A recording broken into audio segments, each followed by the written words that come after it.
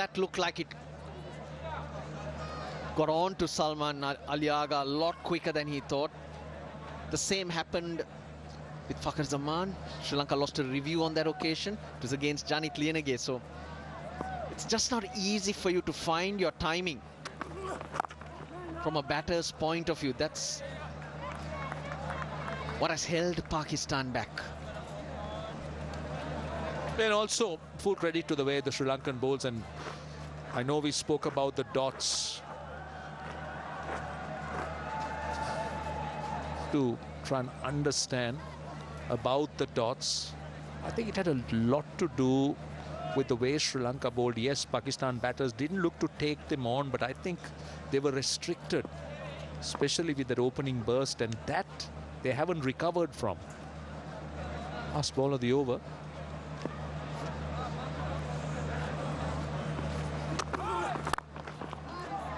Doesn't get a run. Another dot. 27 done, 104 for 4. Could have been a lot worse for Pakistan though, if Sri Lanka had their reviews. Come the 11th over, they had blown both. Oh, that was awful. Way outside leg stump. Now you look at that one. Very close, I don't mind that. And then this happened. Hussein Salat caught in front. No review available. I think that was a big mistake.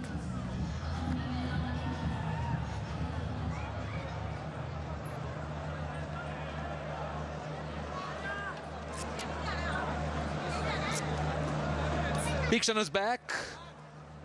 Went for 15 in his 3 overs.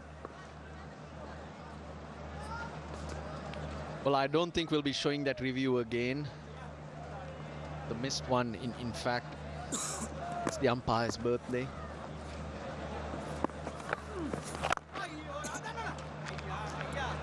Russell, he's only human, Russell. He's only human. These mistakes can happen. Yes, of course. Dikshan's back into the attack. Now he has a role to play. Hasaranga's bowled beautifully. Tamira from the other end. He's been a bit wayward. He's not got anything out of the pitch and he's gone searching. It's an important phase for both teams. Pakistan looking to break free. Sri Lanka for that wicket.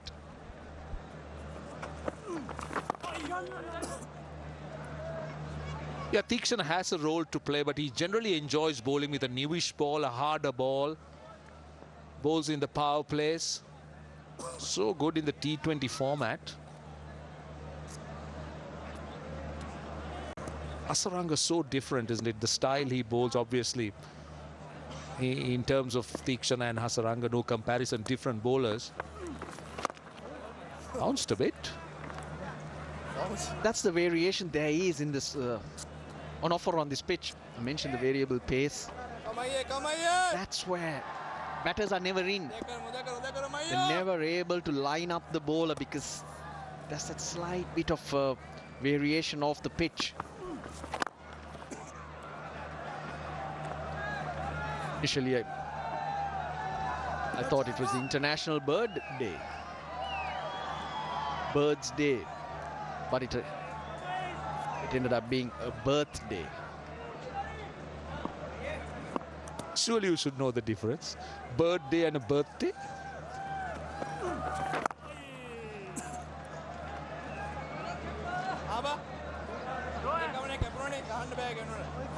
Dikshan has conceded 3 runs, 2 dots. Last ball of the over, slip in.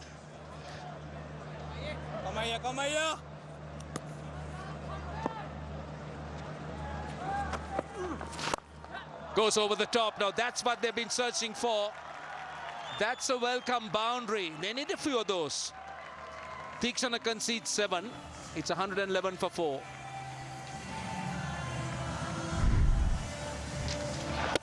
Just opened himself up a little bit inside out. Looked for that spot and did it well. Great execution. A boundary to end the over.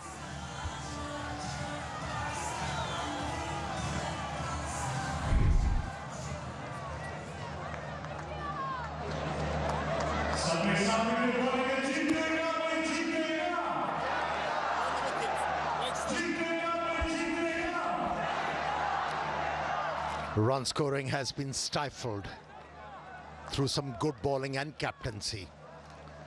I'm very impressed with Asalanka's captaincy, the way he used his bowlers. Now he feels it's time for him to rotate his arm. He's a competent off spinner, can pick up wickets as well.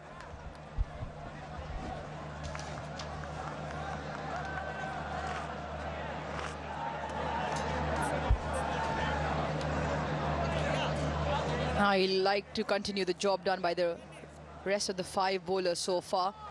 Middle period of the game where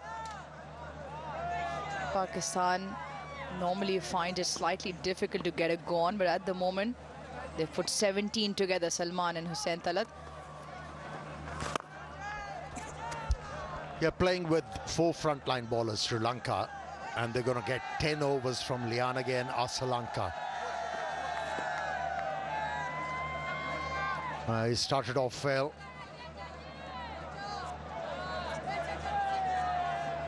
He's got another option in Mendes, who's ambidextrous, ball with both arms. Careful, careful.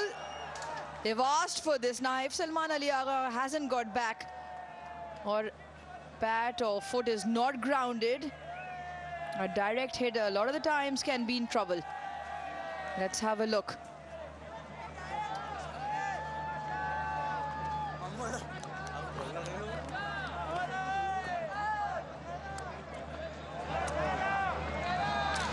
Just a review for run out. Can I have the side replay, please?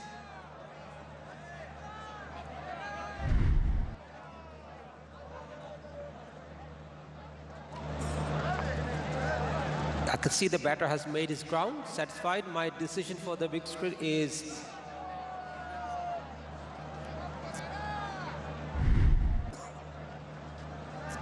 and made the bat ground just in time, Salman Ali Agha. In evasive action on the throwback from the bowler. Extremely top stuff from Sri Lanka.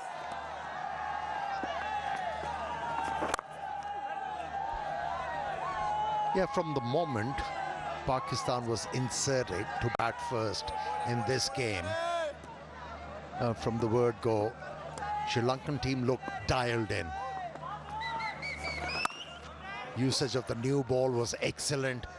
Faster bowlers managed to swing the ball in the air, kept the pressure on. Actually, it was ramped up.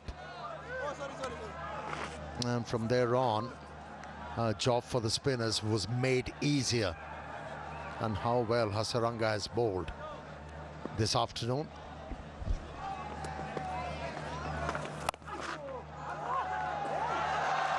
Fielder inside the ring doesn't get a hand. Hussain Talat will pick up 2. 29 done, 116 for 4.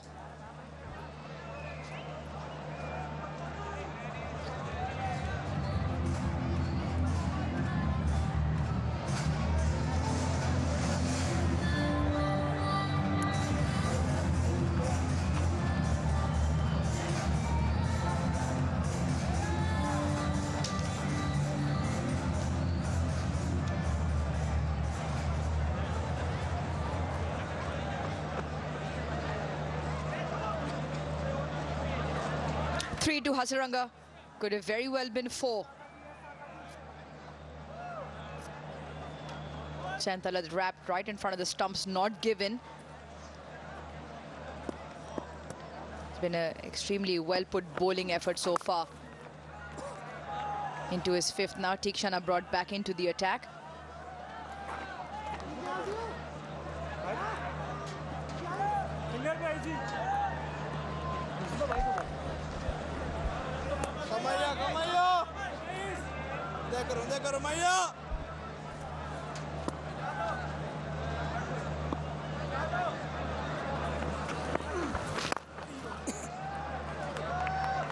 Amar, you had to look at the surface earlier on, and in fact we all did. There's no real demons in the surface. It's not any lateral movement. It was more swing through the air for the seamers.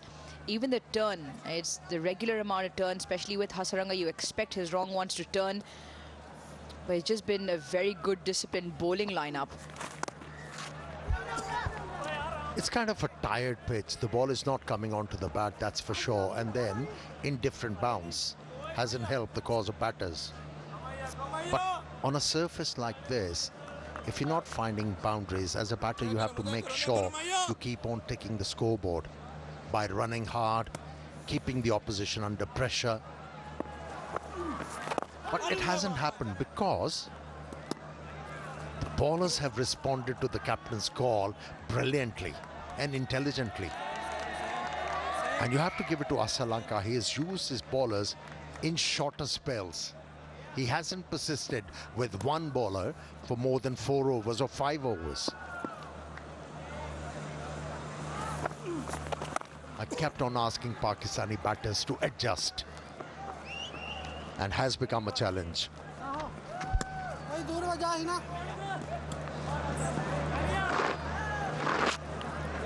Well, the crowd have definitely everything to enjoy. They come out in numbers and they enjoy a Vigo Mobile selfie moment. Big smiles, great teeth as well.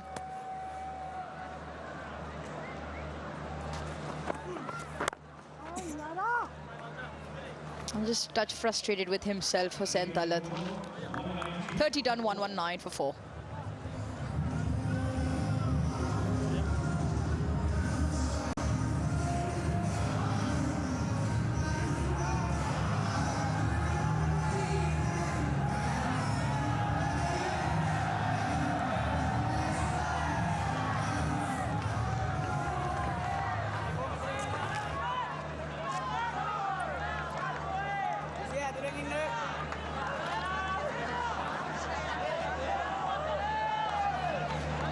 At the current rate of 3.97, Pakistan 198.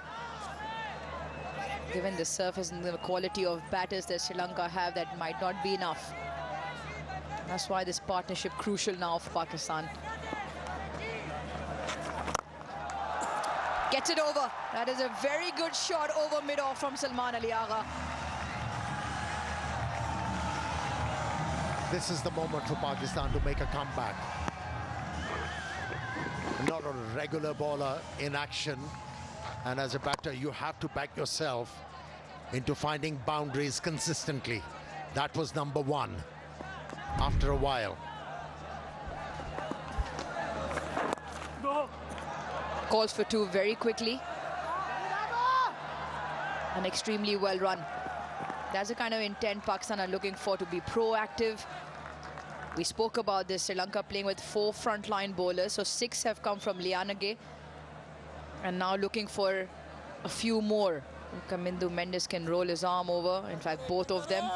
Sri Lanka now into a second, so they realize that this is the opportunity. Partnership now 30 or 42, just picking momentum up as well.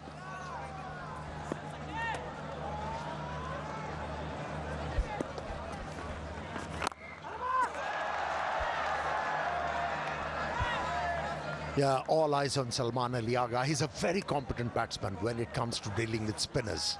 He's got the ability to take the attack to the spinners, and Pakistan wants him to go big.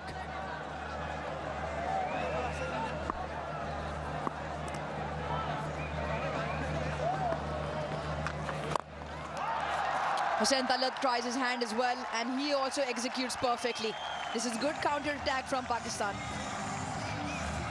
Couple of boundaries in this over means there'll be a bowling change. The most expensive over of the match so far.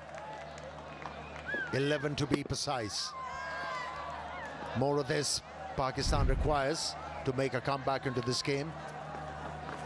Yeah, the huge plus arose for Sri Lanka was Lianage's spell of 6 overs for 27. Up until that point, it was a figure-free moment for Sri Lanka, as it is for the crowd. Download the figure-free app now and get the insurance you need on your fingertips. Stays a touch low, and third does well to get a hand to that. Great over for Pakistan, 13 off it, 132 for 4.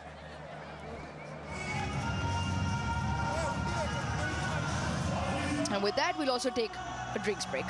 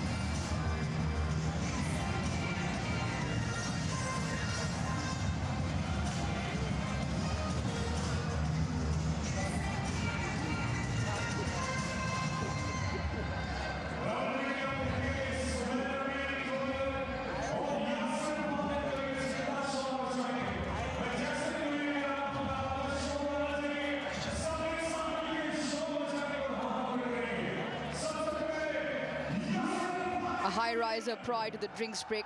13 runs from that over. 31 overs in this first innings so far. Sri Lanka opting to bowl first, have Pakistan at 132 for 4 here in Pindi. The wickets have fallen. First one was that of Saim Ayub on review given. Fakhar Zaman with a wild swipe was stumped to Hasaranga. It was a Hasaranga show after that. Yeah, that is the peril.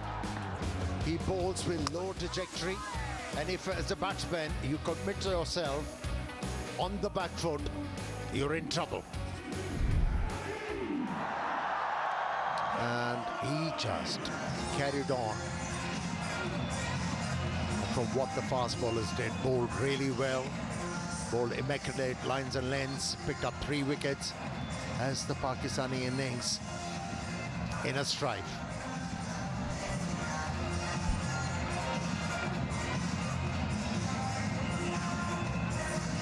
Current rate that of 4.26 gets Pakistan to 212. Once again, they will need one of these batters to bat through, if not both. Get a partnership going, which is at the moment 37. They've had few throughout, but no real partnership of substance.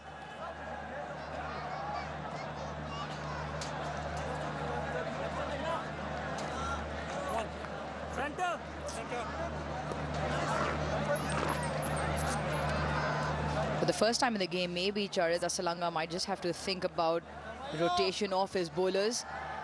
At the moment, Tikshana will bowl his 6th.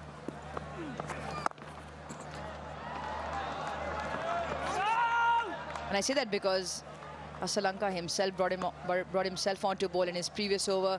You just felt Pakistan penned him down as someone to attack, knowing that they need 10 overs from their part-timers. So that over went for 13. Vasita Fernando still has 5. Chamira still has 4. And Hasaranga has 3. Whether he brings Fernando back into for a couple.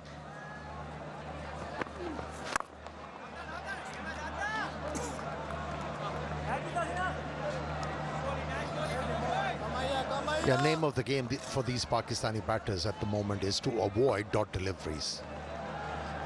Just make sure, keep on hitting the ball into the gaps. Oh, that was a swipe.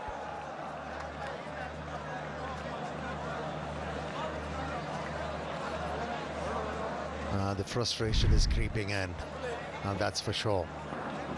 That's why the left-hander had to take a huge risk. He missed out completely.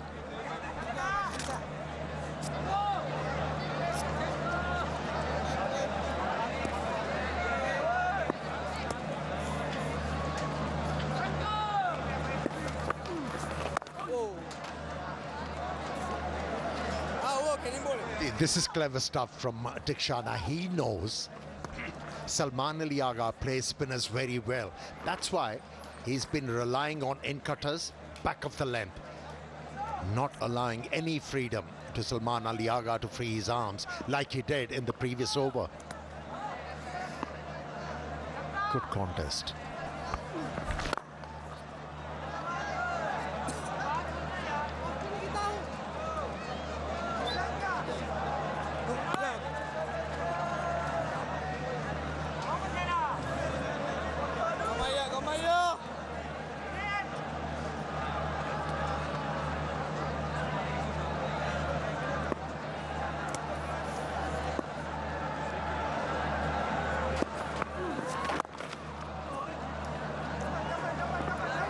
With that single, 4 of the over come along. 32 done, and it's 137 for 4.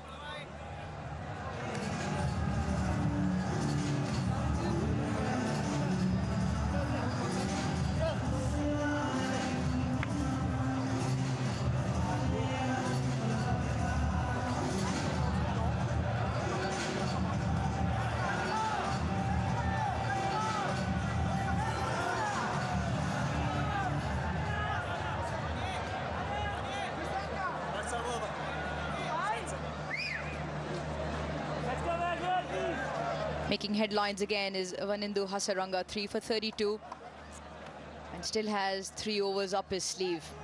A change of bowling.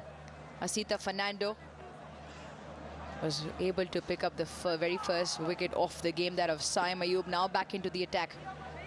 Got the brand new ball to swing and shape away from the right-handers.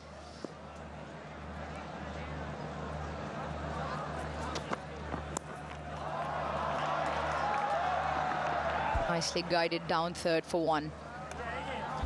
Yeah, the reason why it was exceptional to see these 2 faster bowlers using the new ball. On a pitch like this, when you come out as an opener, after playing few deliveries, you say, if my chance is to go big in this innings, it has to be with the new ball, with pace on. And they denied it.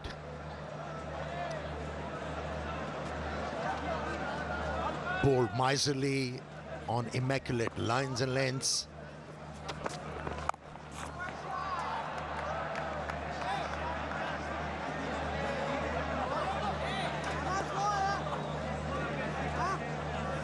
Once again, we get the crowd involved. Flip the KFC bucket, land it on your head, and you win finger-licking good prizes from KFC.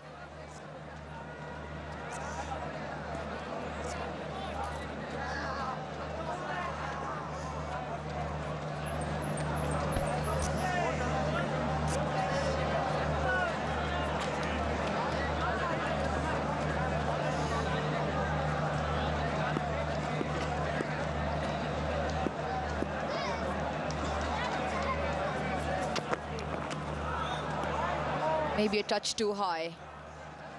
Alex Wharf signals wide. We're coming back to the point of where, yes, Sri Lanka bowled immaculate lines, didn't allow Pakistan to really get away. It was not very quick. It was medium pace, but off a certain length, and they got the ball to shape. Now, from Pakistan's point of view, what can you look at doing in terms of maximizing or increasing your scoring opportunities or moving around in the crease. I'll come with an answer after this delivery.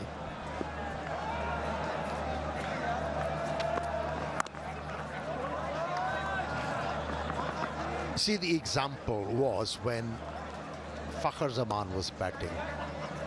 The bowlers were looking to bend ball back into him. And he kept on batting from leg stump and finally realized, let's move towards the middle stump. And he picked up a boundary or two. So as a batter, you don't have to do something extravagant, just smaller things. Small adjustments can help you in a big way. So once the ball is swinging, yeah, there are different ways to upset a bowler. For a batter, the main thing is to destroy or disrupt the plans of any bowler. Once you're able to do that, then you write the game. Unfortunately, the innings stalled at the very beginning, but I think Pakistani batters, they're going to learn. And that is the reason why I kept on saying when Shaheen Shah Afridi was criticized during the second ODI, why did he choose to bat first? You know, over the years, what we have seen with the Pakistani team, they find it difficult to put runs on the board. So you have to do it again and again to get well versed into putting a total on the board. And I won't mind if Shaheen Shah Afridi decides to bat in the next one day, even though there is a chance of a lot of dew. It's a learning curve for this Pakistani side. They need a bit of experience to be able to do it day in and day out. That's what Mike Hesson also said at his presser, that it is an evolving side, it is a growing side under new leadership as well in terms of coaching, as well as captaincy in Shaheen Shah Afridi, his first outing as ODI captain. So there's plenty in terms of learning opportunities. Which airline you flew in? Were you getting live cricket? Please share the details, the route. Yep, got in touch late for the game.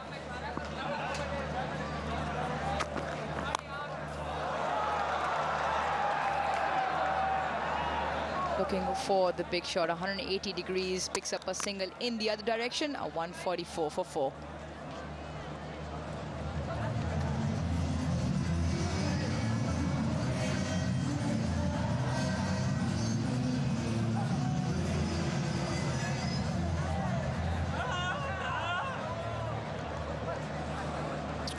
Hundred scored by each team since the last ODI World Cup. Maybe sometimes when Pakistan have found themselves in a bit of a trouble is because batters haven't gone big. 33 innings, only 9 centuries since the last ODI World Cup back in 2023. Pakistan sitting significantly bottom of that chart, right up there with 15 centuries as well. So the conversion from Pakistan. Half centuries are there. We've seen it throughout the South African innings, South African ODI series, West Indies as well. Even earlier on, as the 50 partnership also comes on, there have been scores of 50s, 60s. It's just that where Pakistan have found it maybe slightly difficult, and coming back to your point of setting scores is because, or even chasing those bigger scores, 270, 280 and beyond, is where some of the batsmen who've gotten the starts haven't been able to convert.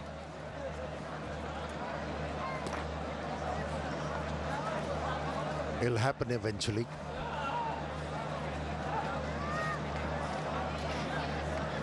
But going back to that 2023 World Cup, I think it was Abdullah Shafiq and Fakhar Zaman who scored hundreds for Pakistan. Mohammad Rizwan as well.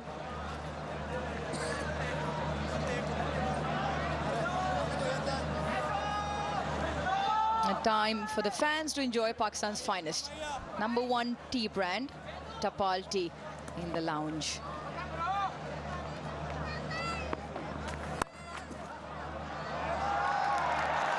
That's picked the gap nicely. Dive in, Wayne will break Hussain Talat 4.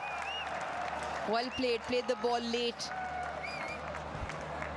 And also off the back foot. He's been committing himself on the front foot. And this time around, waiting on the delivery.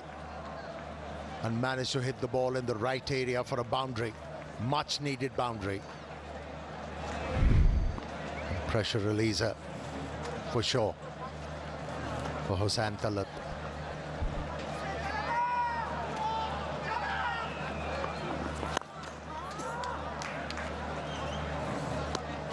You just hear the anguish from Hussain Talat because what he wants to do is follow up with a single. You might have also just picked up from stump mic Salman Aliagha telling him that we've got 6 from the over.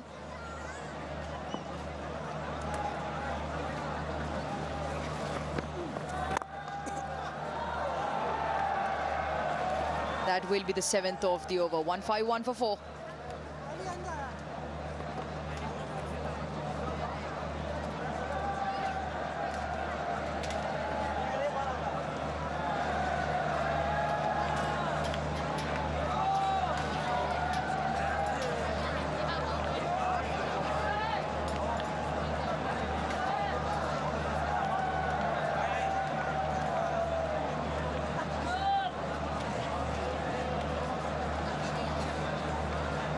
Couple of 50 partnerships, and this one in quickest time, 56 of 65, and it holds a key here for Pakistan with Hussain Talat and Salman Aliagha at the crease.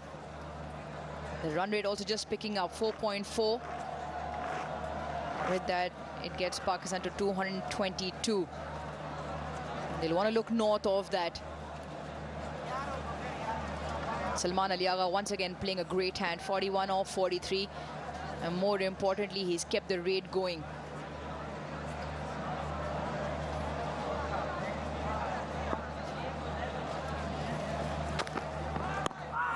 Is that wrapped in front? Is that straight enough? Maybe just with the around angle sliding down leg side.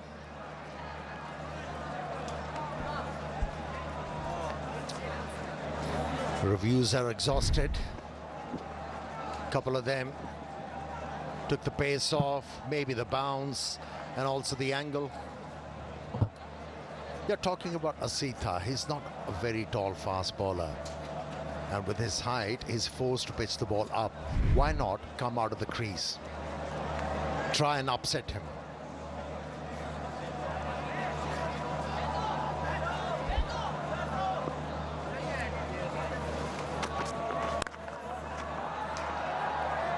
Great hand at short mid-wicket.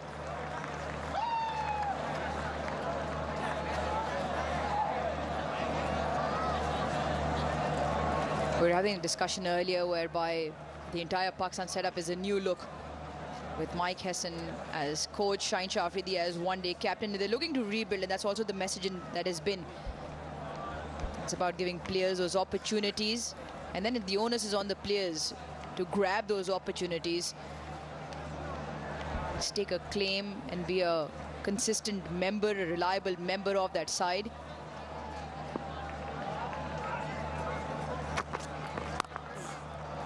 This is nicely played. Well find a fielder. Yeah, Pakistan has enhanced their situation in this game. 15 overs are left.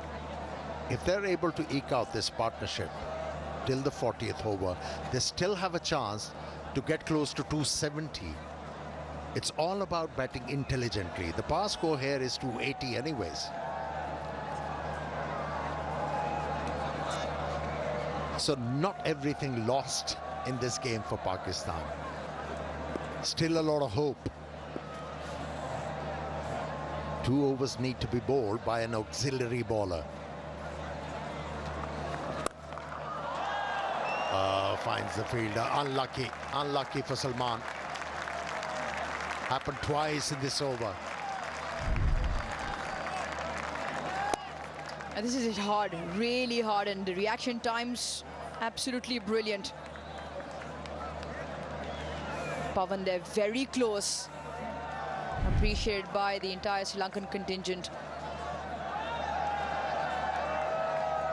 Couple of field changes now. A long on falls to the boundary. Fine comes up in the ring. The ramp is on. If it is marginally short, Salman Ali Agha can look at that option.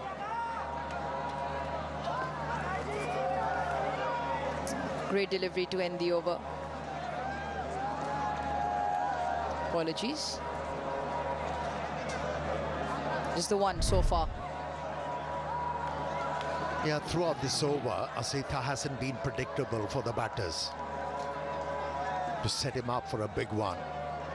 Couple of short pitch deliveries, couple of slow deliveries.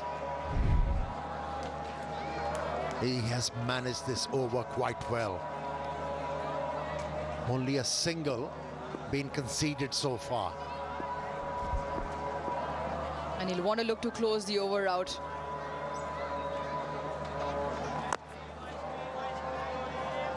Great stuff from Asita. 152 for 4.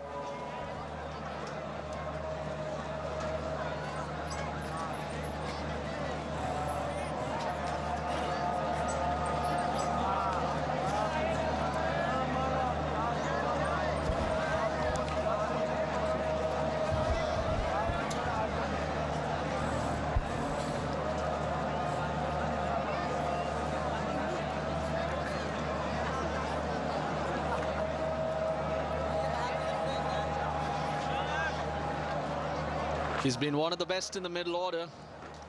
Batting positions between number 4 and number 7, Salman Ali Agha. 42.5, that average.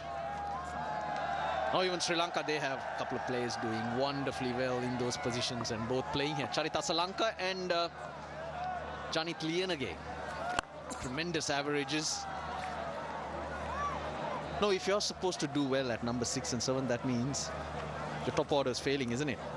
Getting opportunity in those middle orders, and as a coach or team, you don't want to be in those situations. Hasaranga back for his second spell. 3 for 33, should have been 4 really. Wakarunis, what's the approach? What's the target?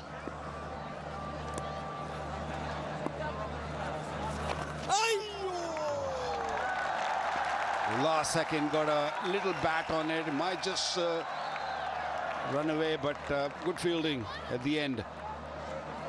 Yeah, I mean, anything around 270, 280 is in the radar now, because Pakistan put up a good partnership here, 61 of 73 between these two. So anything around 270, which is very much gettable. Might be just getting a little greasy now. Oh, beautiful shot. Mid-off up in the circle and played it nicely. It was a loopy delivery in the arc. He's searching. Tosses that up right underneath the eyes of Hussein Talat. Didn't need to do much. But Chamira at mid-off probably should have done better. Dives over it.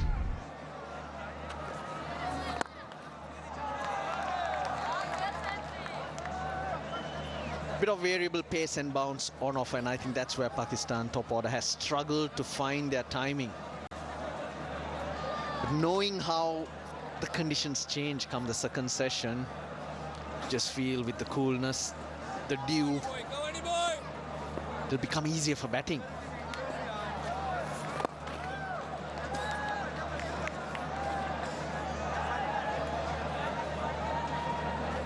I think we'll still get a little bit of seam movement or swing early in the piece for Pakistan also, because you know, sun was soft and the light have come on early, so the pitch is not really dried up much. Yeah, lovely end of the over. 36 gone, 162 for 4.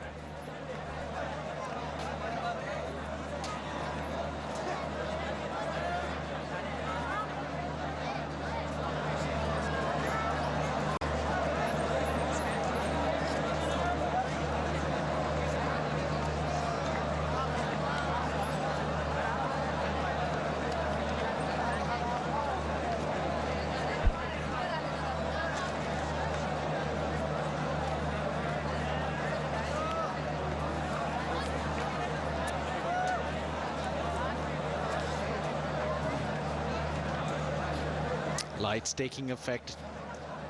Nice cool afternoon it has been. Still to come, Mohammad Nawaz, Fahim Ashraf, the two left-handers. Oh, actually all three left-handers. And they have capability to hit big balls. So Pakistan in a decent position. Run rate still under 5. So these two, I feel, gonna still stay out there maybe for another 6 overs or more if they can. That's when those players you mentioned become effective. You don't want them coming in early and be forced to build an innings. They are the type of players who can come in and finish an innings, and that's where the next 6 overs is crucial. Janit Liyanage. His first 6 overs were pretty good. Sri Lanka's 5th bowler so far of 8 overs has gone for 45. 2 more overs. Needed a partnership. They've got it. It's 69 off 78. Salman Ali Agha is being the aggressor though. But quietly, Hussein Talat finding the boundary and now looking very confident.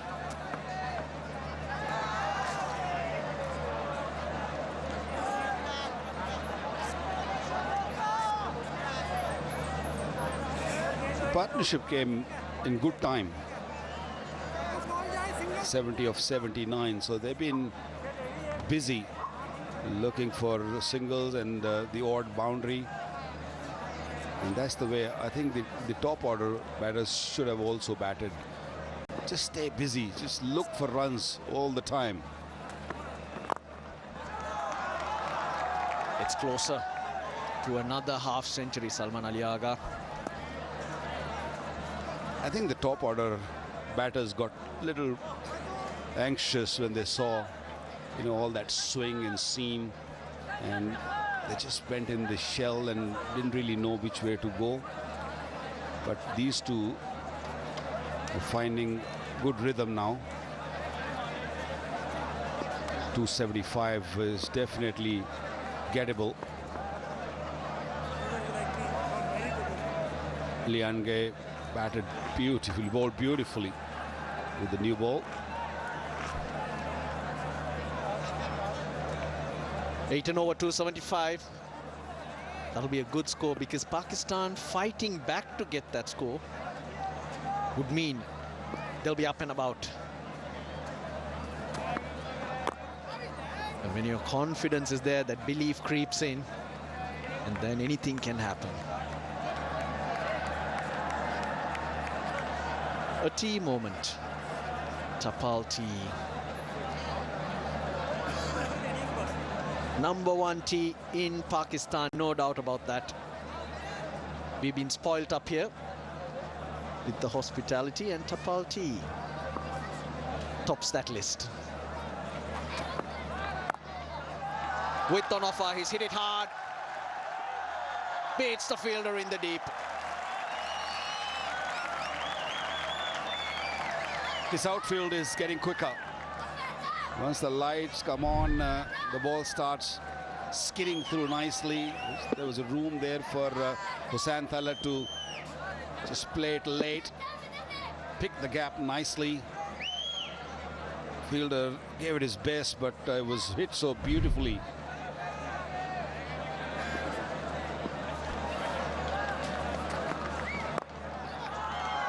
I like the way they're looking to rotate strike, not only looking to hit boundaries but also just pushing for runs, the singles and twos. 9 of the over so far. It's been a good over for Pakistan. Salman Ali Agha approaching his 50 at a good rate, and that's what Pakistan were looking for someone to not only score run but score run quickly. This is good. Hit the gaps, run hard. Well, 10 off that over. 37 ball, 172 for 4.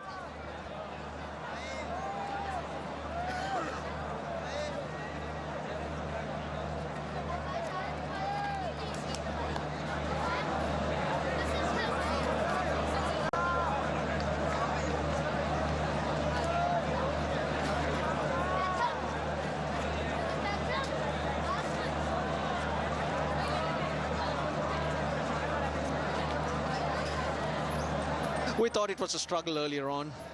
Well, it was. The run rate rarely getting above 3. Somehow it crept up to 4. But in the last 7 overs, 53 runs. Salman Ali Agha and Hussein Talat. And it's been risk-free. It's a lot to do with hitting the gaps and running hard. Just that intent. Turning things around. Sri Lanka's over rate also pretty slow.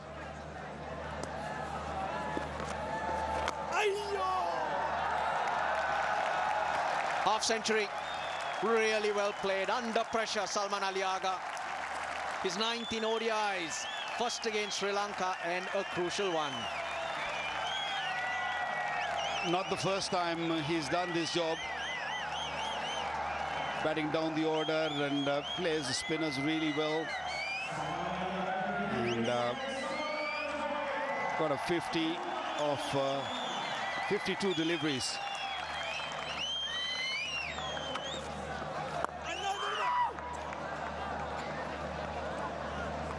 This is a crucial period for Sri Lanka. One must say Hasaranga, who's picked up 3 wickets, and the skipper would like him to break this partnership.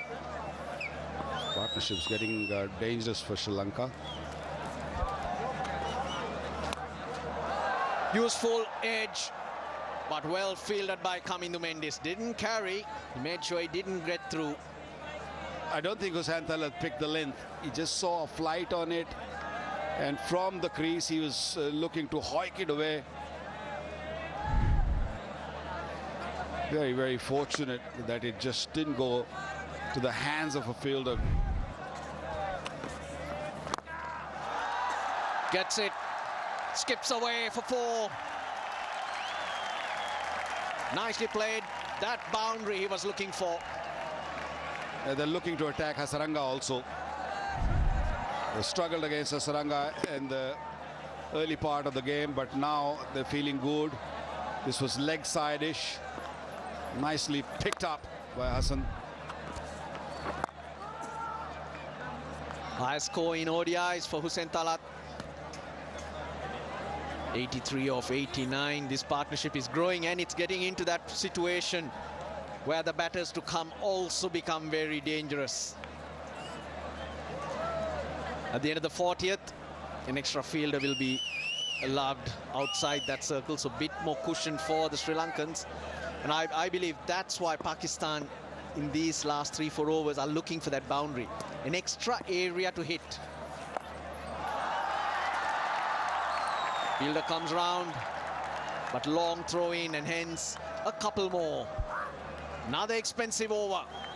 180 for 4.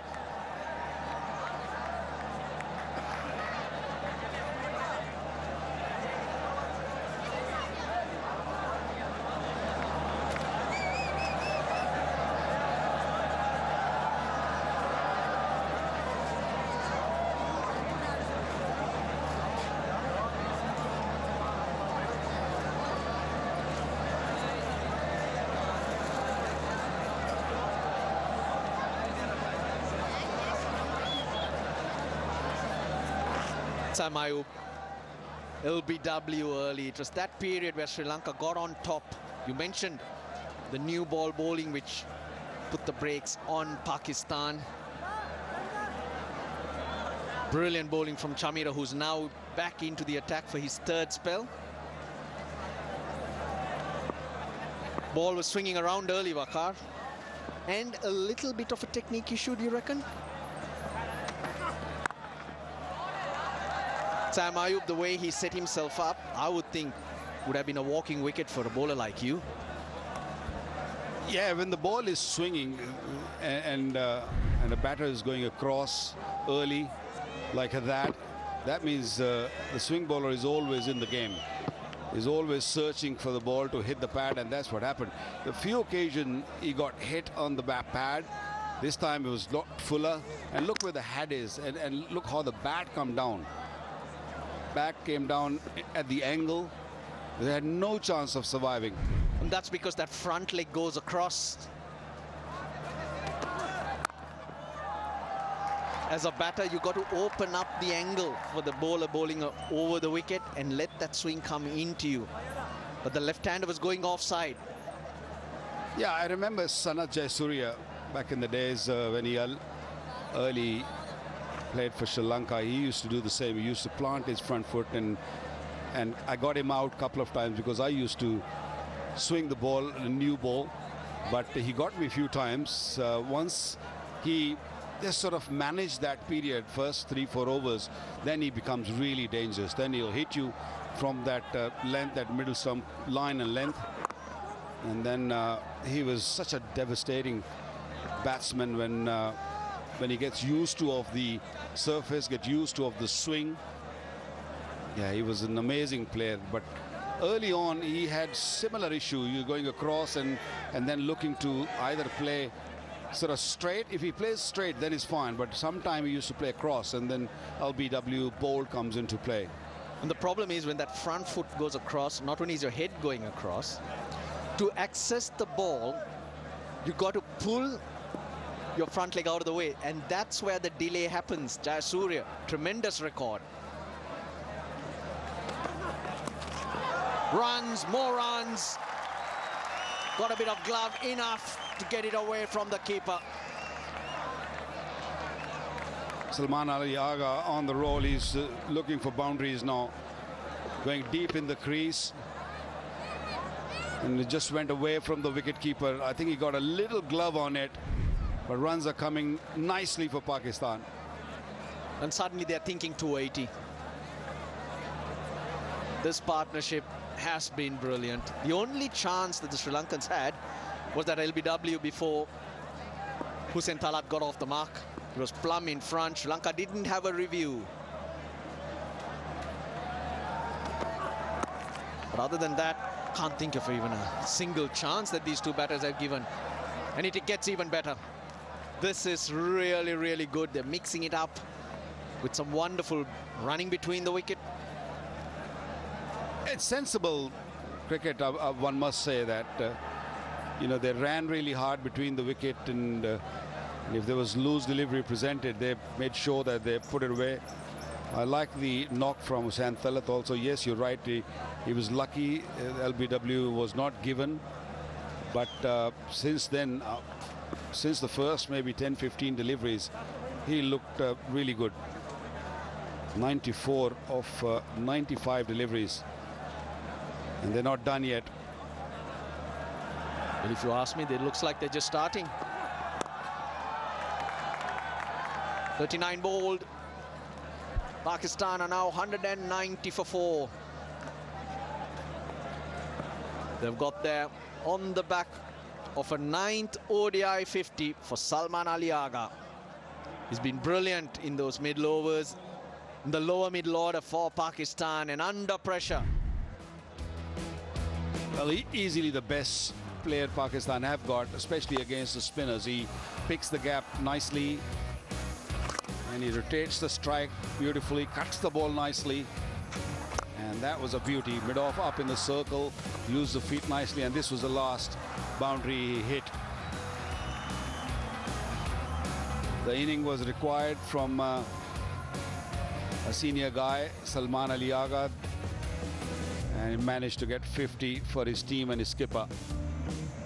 Run rate almost 5 now, so things have settled down for Pakistan. This partnership have really put them back in a driving seat. Can they just play well? Can they just drag this partnership for another 3-4 overs? So the later order batsmen in the likes of Fahim, Nawaz can just cut loose and play those big shots. And Pakistan, you never know, if they keep going the way they are, they might get to close to 300. Yeah, back on track, very much. Hasaranga is last over. But he adjusted that. He misread it, but had the presence of mind to make sure he didn't let it through. 2 spells for Hasaranga today. First one, outstanding. That's when he picked up those 3 wickets. Came back for a second spell, but he hasn't been that good. He hasn't bowled with the control he would have liked. That's straight. No review. He got across the stumps. That's why I thought that looked straight. Sri Lankans believe. The reactions say it all. Might be just slipping down the leg side. Yeah, he planted his front foot way too early. Hasaranga, so much experience, knows exactly what needs to be done.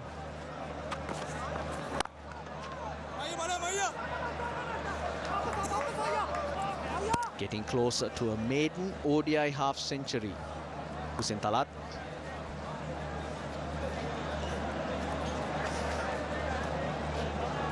I think the pressure created by the pace bowler allowed Hasaranga to come in and put more pressure on the top order.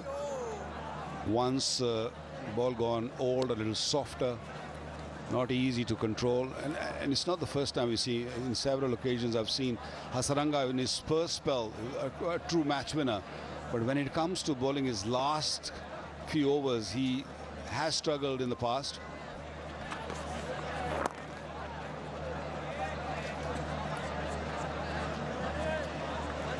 Well, it feels like it's been a long time that Sri Lanka's over rate looks low, but they're just 2 minutes behind.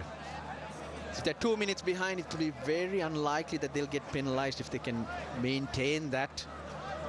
They've had the habit of being slow, getting through their overs, penalized on many occasions. Partnership 100, Pakistan at the end of 40, 195 for 4.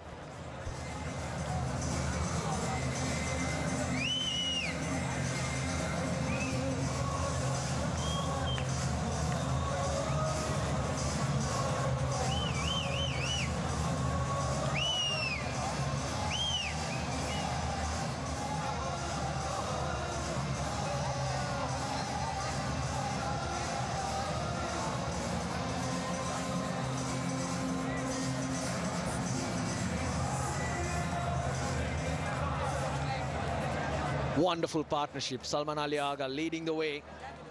Great support from Hussein Talat. Just under a runner ball. 7th time Pakistan batters have put on 100 runs against Sri Lanka for the 5th wicket. Dushmantha Chameera about to start the 3rd power play. 5 fielders will be allowed outside the circle. There used to be a time that he didn't know how to do it, or what his expression should be. Alex Wolff, in making that signal, he used to grin. Could see all 32.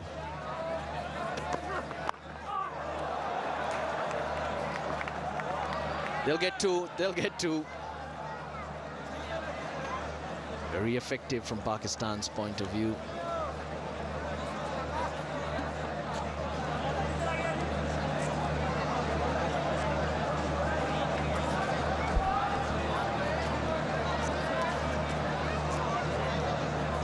Mid-offs in the circle, 3 in the deep on the leg side, fine leg in the circle, 3rd man, and the sweeper covered. 10 overs to go. You're easily thinking 280 at least from here.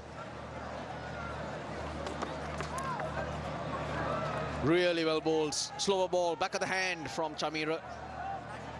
Yeah, you got to be smart in the last 10 overs as a bowler, because with this partnership, you know, now Pakistan thinking runs every ball. So you got to be very clever, very smart to just use the depth of the crease and also bowl wide. Don't bowl in the arc. Use those variations, bowl slow deliveries, the odd bouncer.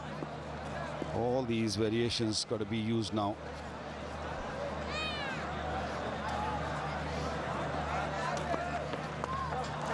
Nicely played. Well, might look clumsy, but he intended it to go in that direction. 200s on the board for Pakistan. They've got to giddy up. Yeah, thinking was very clear from Salman Ali Agha. Fine leg was up in the circle. He knew all he needed was a little bat on the ball, and the ball will run away. It was a slow delivery, but just waited on it. 18 boundaries. Boundaries were rare in the first maybe 10 to 15 overs, but since these two have come at the crease, things are just moving nicely for Pakistan. Field changes, finally goes out, mid-wickets in the circle.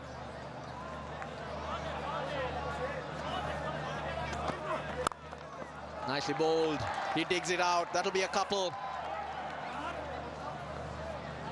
Sri Lanka does well. Manages to keep it down to 1.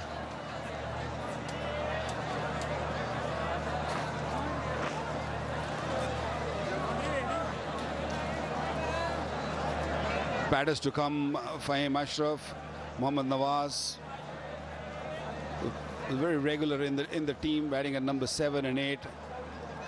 And they're both a big hitter. And this is a tailor-made situation if they will be required.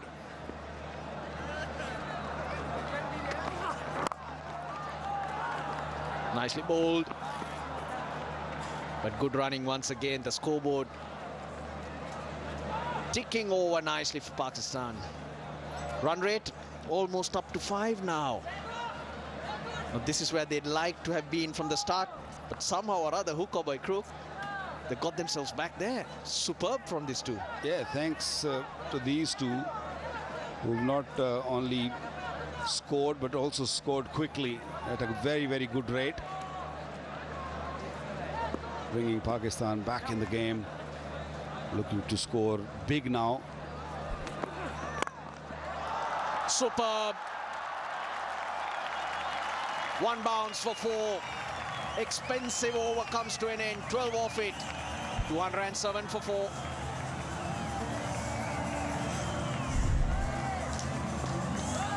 Scored quite nicely in this over, but this last delivery, he got the length wrong.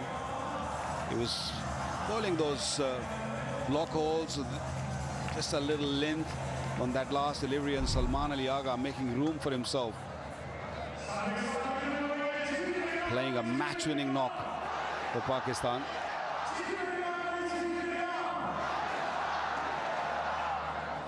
Deekshana back, he's been wicketless. It's been expensive as well.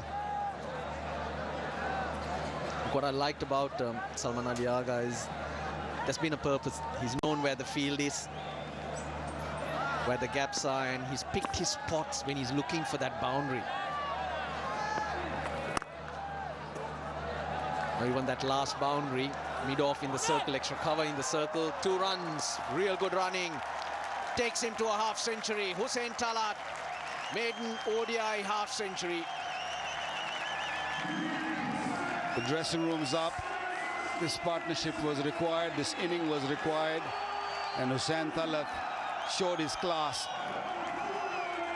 Struggled early on in his inning, but once he gets going, he found the rhythm. Well, now to finish off. 53 balls remaining in the innings. There we go. He's got to a half-century. Now open those broad shoulders. That's a 6. The umpires will have a look, but if I saw it right, it will hit the boundary cushions on the full. I think he got good eyes, Russ. This was in the slot. He plays that shot really well. This time he made sure that he hits it straight. Did it hit on the full? Yep, clearly hitting the top of the skirting. Well done, Russ. Eye for few things, certain things. What do you mean by that? Second 6 of the innings now. Charita Sri Lanka. Oh, he's gone down. He's gone down. And he's clutching to his hamstring. Now the score, it's building. They're gonna need to bat really well to chase this down, which is going to be in the region of 280 to 300 for sure. They're gonna need a fit Sri Lanka. Suddenly you see a different energy in the dugout, in the dressing room. They're all back on their feet. They're feeling good about themselves now. They'll be thinking, we can win this game. We're in a situation where we can post maybe 300. When there's a winner, there's always a loser, and contrasting body language from the Sri Lankans. Looking at each other, the captains on the ground. Just wondering, where did it go wrong? What could we have done better? But right now, you're at the mercy of the Pakistan batters. That's Hussain Talat. Well, he's enjoyed himself. He's a fine player. Favors the offside mainly, likes to cut. And this was a beauty to Hasaranga, picking up length very early and made himself a 50, a real proud man. Plays all around the ground really well. 96 runs since the 30th over. That's a run rate of 8.5. And that too without taking any risk. There's a good cricketing shots these two have played. And they're ready to take risk now. And if they get it right, Pakistan will be getting very close to 300, if not 300.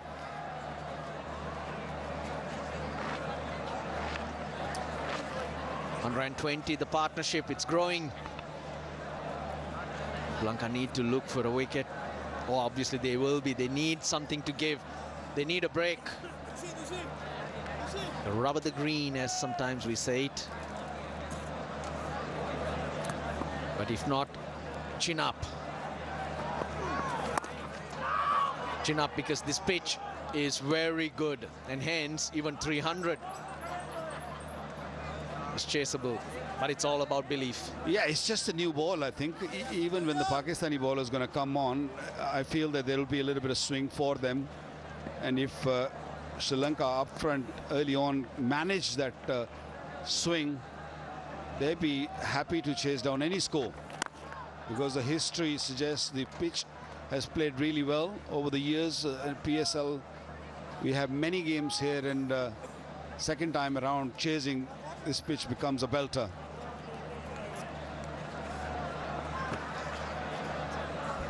Sri Lanka's fifth bowler, which is generally a liability. It's a mixed match between Janit, Lienege, Asalanka, and maybe coming to Mendis.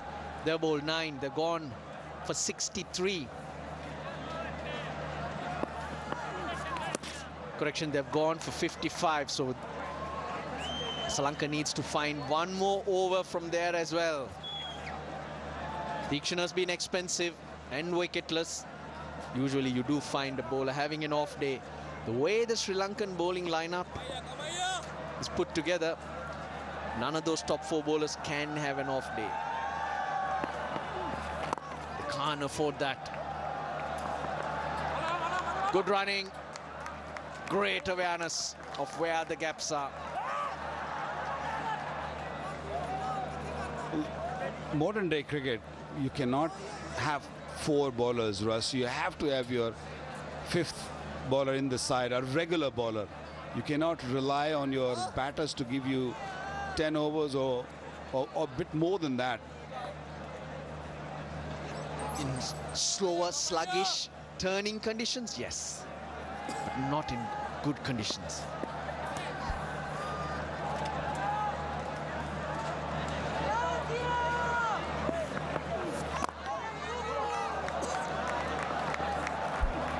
.42 ball, 220, 221 for Pakistan.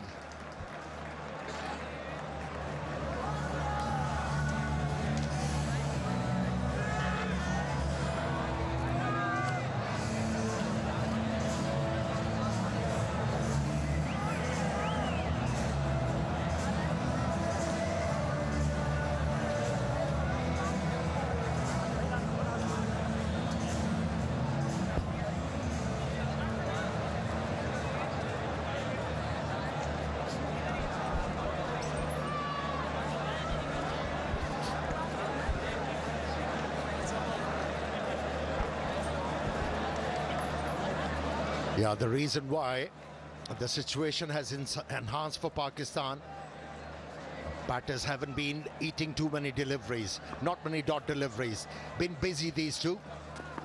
Lienege, opportunity for Pakistan to go big in this over.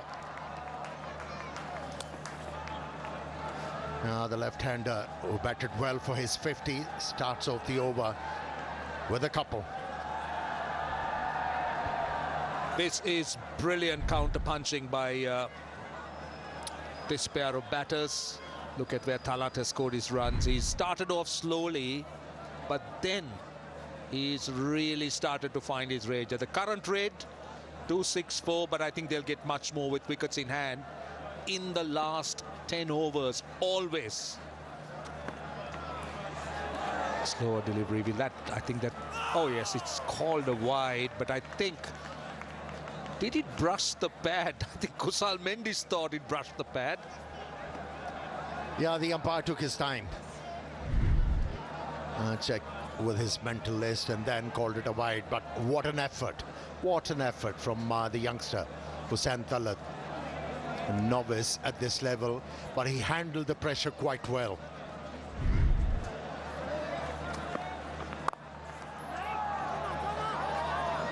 Yeah, tried to hit the ball very hard. See, this is unusual territory for Janit Liyanage. He doesn't generally bowl at international level at this stage. So Sri Lanka is looking to him to try and get the maximum, because Asalanka bowled 2 overs and went for 18. So Liyanage needs to get this over in to complete the 10. But Amir, the value of going into the last 10 overs with set batters and with good momentum. And you got 2 big striker of the ball available in the dressing room who can really do serious damage. So all these Pakistani batters need to do is ramp up a pressure on the opposition. Find a couple of boundaries in this one. Another slow delivery. Clever stuff. Well-directed slow delivery. No room for the left-hander to free his arms. Yeah, it's precious, isn't it? Precious dots for Sri Lanka at this stage. Just look at the way he rolls his fingers on top of it, not giving him any pace at all. Well, Janit Liyanage needs to complete this over. He needs 3. He has 3 more deliveries. Conceded just 3 runs so far. Needs to finish strong from a Sri Lankan point of view. Down the ground, hit with a lot of power. Just a single, but there is so much of power that Hussain Talat packs when he gets it off the middle of the bat. He's a power hitter. And again, clever bowling for Liyanage. Bowled a couple of slow deliveries, managed to bowl dot deliveries, and then bowled it fuller. And never allowed the left-hander to get underneath and be able to hit the ball aerial. Has been a very good over. There was a scratch on the bat, but still good enough for a couple of runs for Pakistan. This has been clever cricket by Pakistan. As you said at the beginning, the number of dots have reduced so much. So what they've done well is not just hitting boundaries, they've knocked it into gaps. Just look at what this confirms what we're talking about. At the bottom of the screen, look at the way they've been very active. Singles, twos, mixed with those boundaries. That's a wide. That's a wide, and that Kusal Mendes couldn't collect it, but these are all vital runs at this stage for Pakistan. Yeah, if as a batsman you aren't able to express yourself and bat with freedom, what you need to do is get busy. Hit the holes. Rotate strike. At least you're keeping the opposition under pressure. Another wide. Feeling the pressure. He's looking to take pace off, so he's missing his line, Liyanage. He understands he needs to finish high, ideally a dot ball. Sri Lanka has conceded 52 runs in the last 30 deliveries. That's a lot of runs, considering that Pakistan are 4 down for not many. They're looking for 2 here, and they'll come back for 2. This is good running. Good aggressive running. They've got 11 in the over. 232 for 4.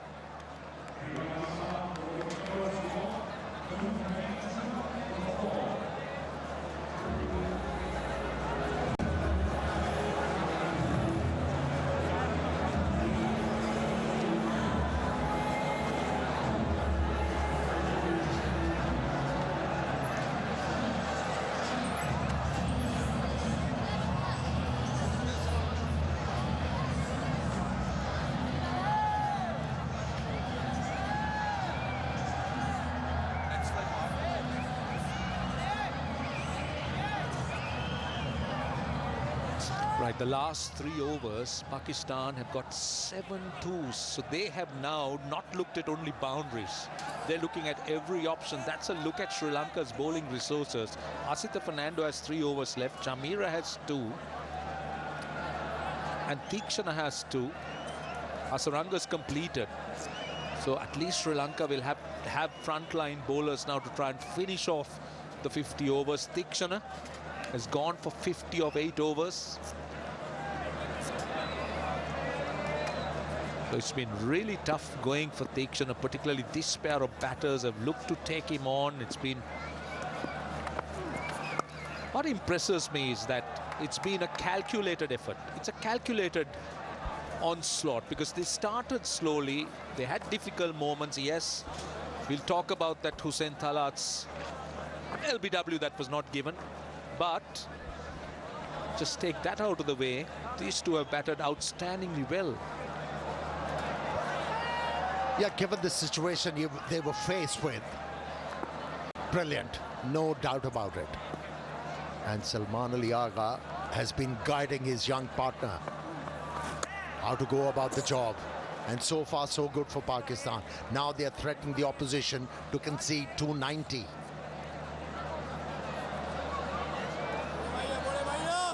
But lesson to be learned for Sri Lankan captain. You know, if you don't have 5 frontline bowlers, there's always a difficulty for you. Oh, that's close, that is close. Given. There were 2 sounds for sure, but it was the case of bat hitting the pad. He has referred it. TV umpire to director, we have a player review for LBW. On-field decision is out. I've checked the feet placement and it's a fair delivery. Let's start with front one.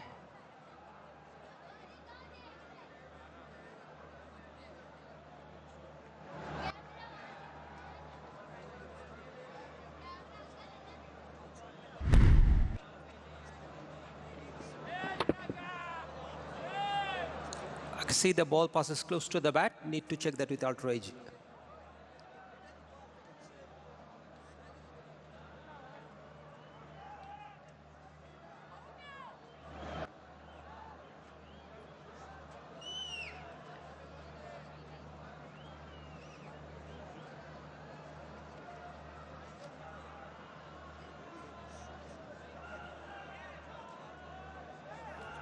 Asif ultra edge is building. Stand by.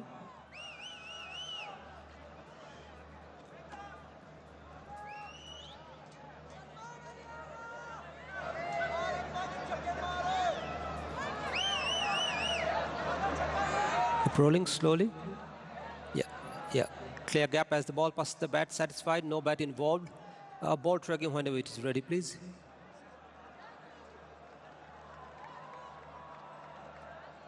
Original decision is out. Pitching outside of impact in line and wicket sitting. Asif, you will be staying with your out decision. Stand by. Your screen signal now. Sri Lanka finally breaks through.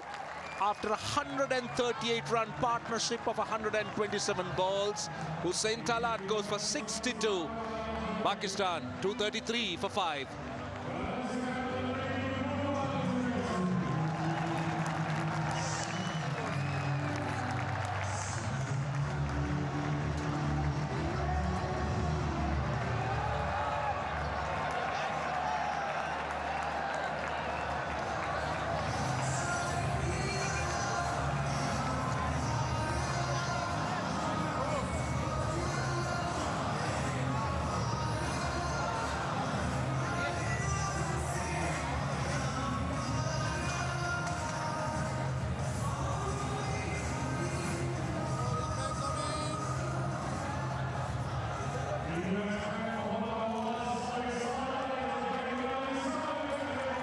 Mohammad Nawaz. He could have asked for a better time to come in. Well, he's been in very good form since he came back. And fresh legs, Amir. I'm not in any way suggesting that Hussein Talat was tired, but then it's always good to have somebody new, fresh, striker of the ball. Short and wide, and he gets a boundary. And he gets off the mark. That was a rather loose delivery from Tikshana. He's enjoying a purple patch, Mohammad Nawaz. Didn't need much time to get off the mark. In fact, with a boundary. Yes, it wasn't a great delivery, but got the opportunity, pounced on it. Starts off with a boundary, Nawaz. Yeah, it was begging. It was begging to be put away. And Nawaz obliged. It was short and wide. Tikshana now round the wicket.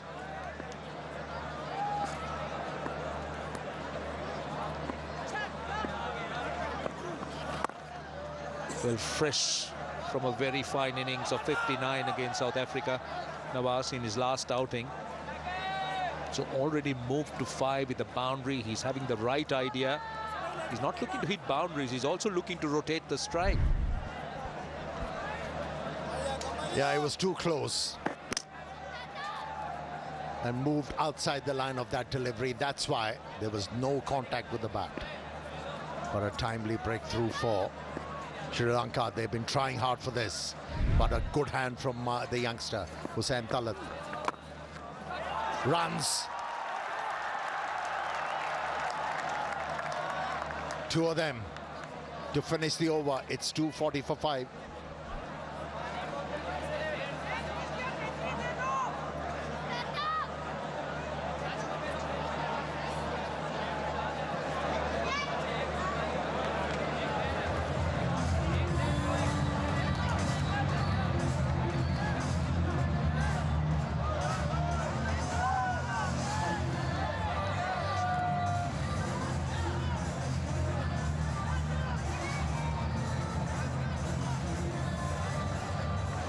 Well, he's been the go-to as far as Pakistan is concerned. 82 of 71, batted brilliantly. Loved the way he paced the innings.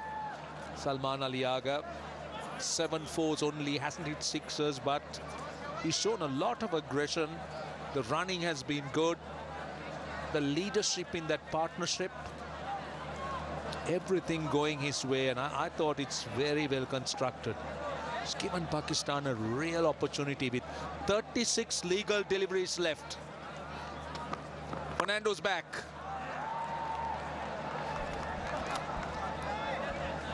Yeah, you're right. Salman Ali Agha has got that intuitive grasp of the situations and goes accordingly, and that's why he's been prolific. Yes, there was a struggle for him in T20 cricket, but he'll come along. He's got the talent.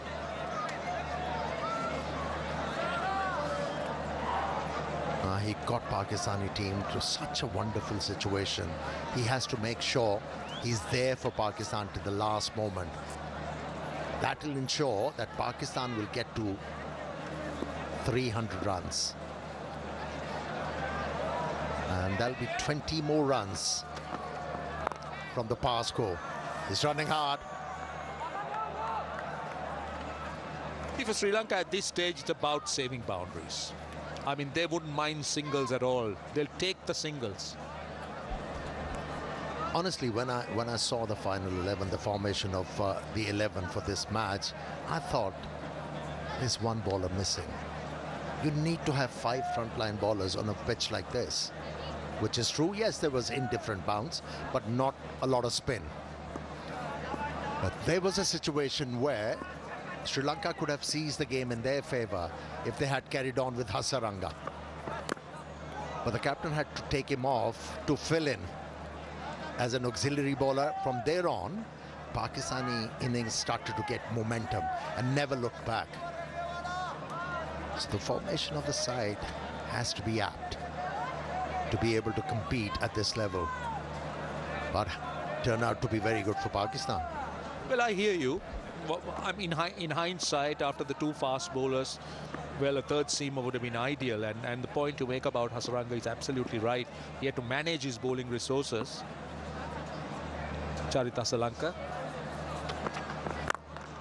But what they have been doing, Amir, is that this is the combination they played.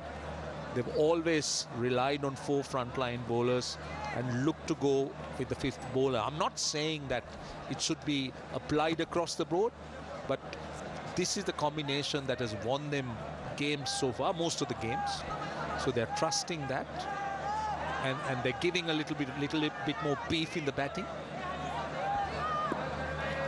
But that makes you a side reliant on conditions. If you want to be a well-rounded side, you've got to have bowling resources nowadays.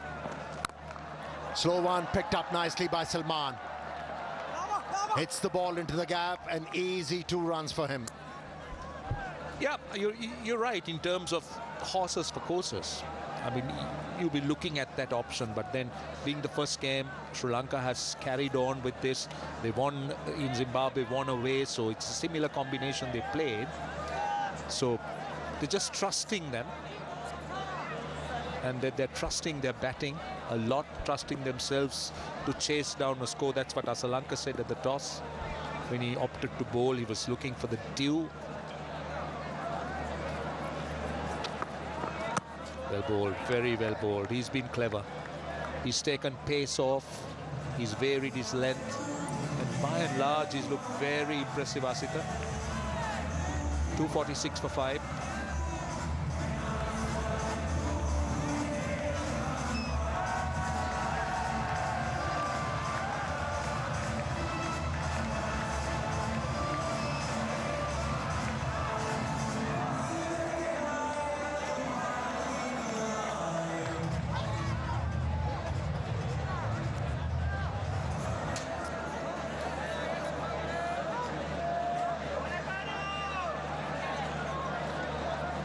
Well, just look at this.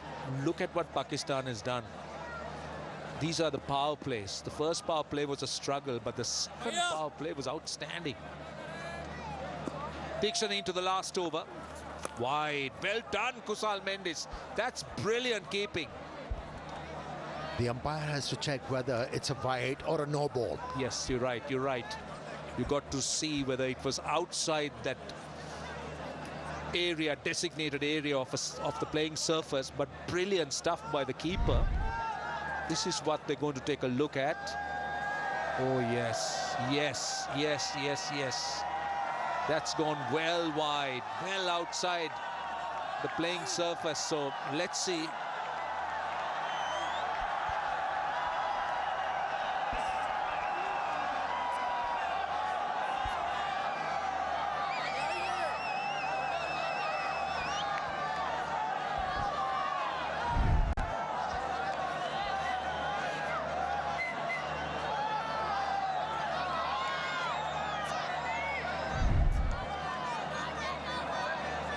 So just keep an eye on where the ball is pitching. Is it in line or is it outside? Is it a third umpire's decision? I think it's a third umpire's decision.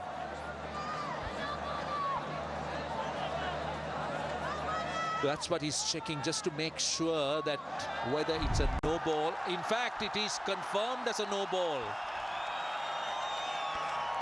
Help yourself, Salman Ali Agha.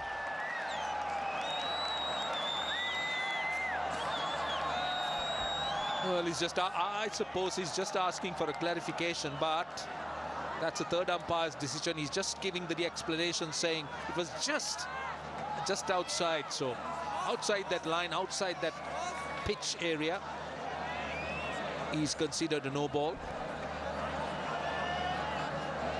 It was out of bounds, and as a bowler you have to accept it.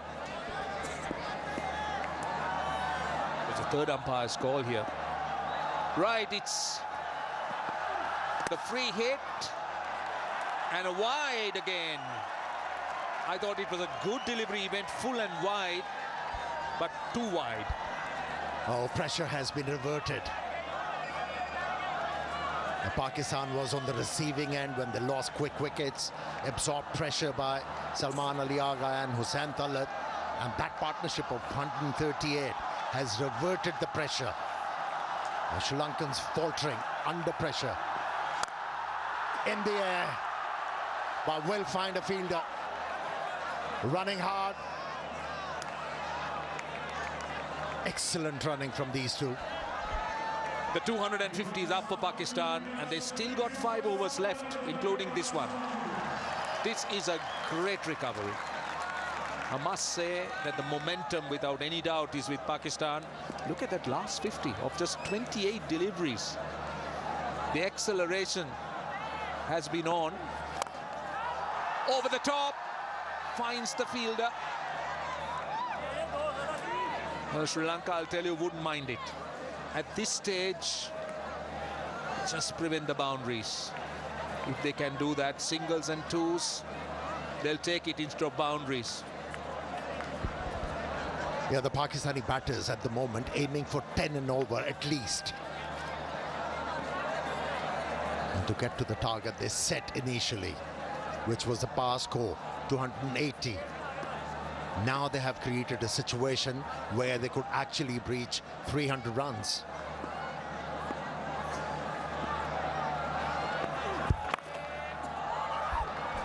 Well bowled. That is very well bowled. A precious dot at this stage.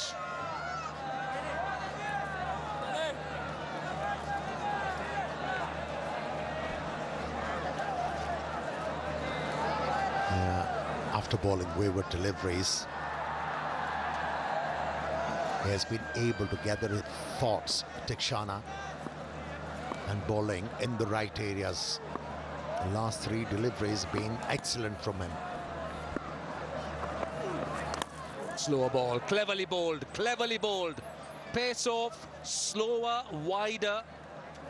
Just not letting Nawaz reach. That is clever bowling at this stage from Tikshana. Needs to finish strong from a Sri Lankan point of view. He still has 2 balls left in the over. With the no ball, with the wide, he's just conceded 5.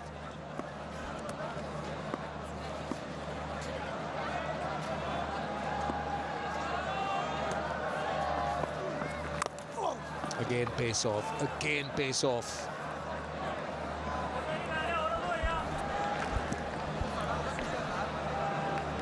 At times it's the right idea to bowl away from a batter. They are waiting for the deliveries pitched within the stumps, and if you bowl wider as a bowler you can surprise them. That's what we have seen so far from Tikshana, looking bowl outside the off stump without any pace. Full toss. It's fielded in the deep. That's good work. And only a single. Pakistan will be kicking themselves. That was a gift. 6 runs off the over. 252 for 5.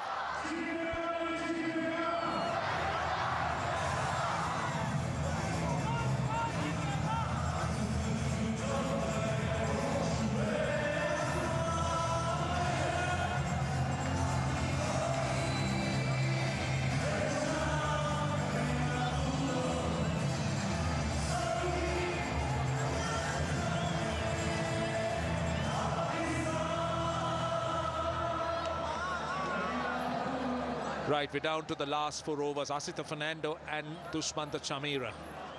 They'll be finishing things off. Asita Fernando's figures, just look at that. Going at 3.25.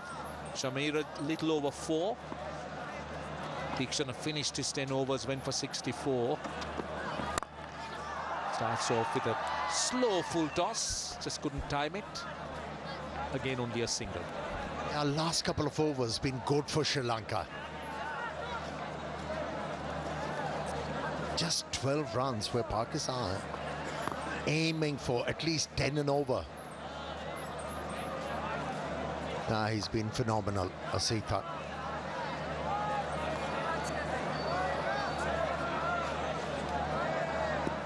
He has bowled immaculate lines and lengths. Very meticulous with those slow deliveries as well. Again, pace off. Should be cut off in the deep. They want to. Could be trouble here. Has to be trouble. Has to be. In fact, no. Salman Ali Aga hadn't gone past the no-return point, but Sri Lanka keeps it down to a single. Yeah, looks annoyed, Salman Ali Aga. Urging his partner, needed a much committed effort, but no damage done as far as Pakistan is concerned. Salman Ali Aga still there. See, at this stage, Sri Lanka hasn't given a boundary of the last 17 balls, so that is what they're after. How long can they extend this? Go square to the wicket, another single. So 18 balls at this stage without a boundary. That's a good effort on the part of the Sri Lankan bowlers. They pulled that run rate under 5.5. There was a time that it was closing in on 6 runs and over. But still, this pair of batters, they can take it to the end. They can really accelerate. Salman Ali Aga, 90 of 78 balls only. Just 7 fours. But it speaks of the way he's constructed the innings. Not relied on boundary hitting, but more skill. On strike. Short third in, short fine leg. Pace off. He wants a wide, but it's not a wide. That's clever bowling.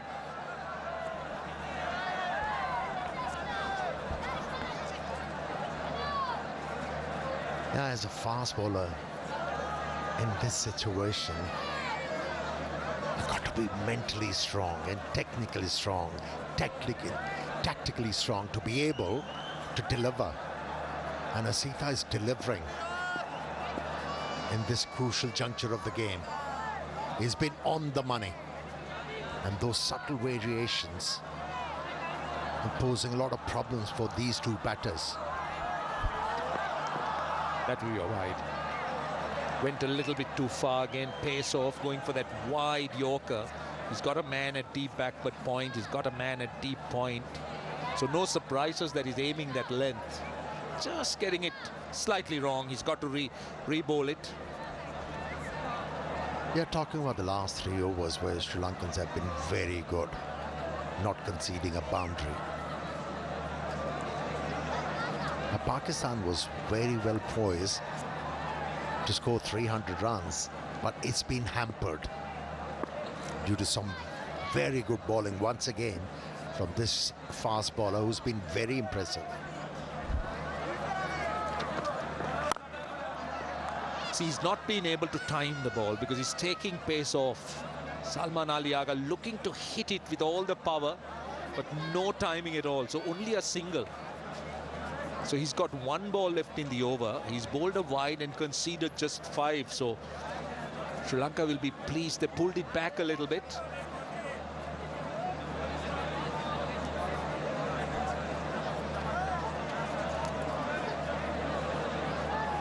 The last ball of the over.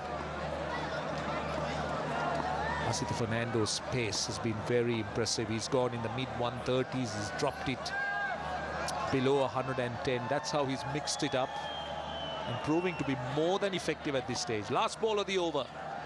Can he finish strong? And it's a full toss. They are asking for a no ball. They think it's over the waistline. I don't think so. The umpire doesn't think that. So that is a dot. 257 for 5.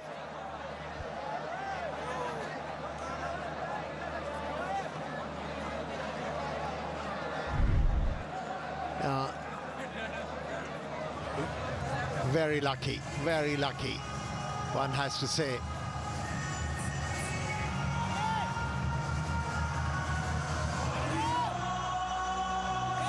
It was too high. It was above waistline.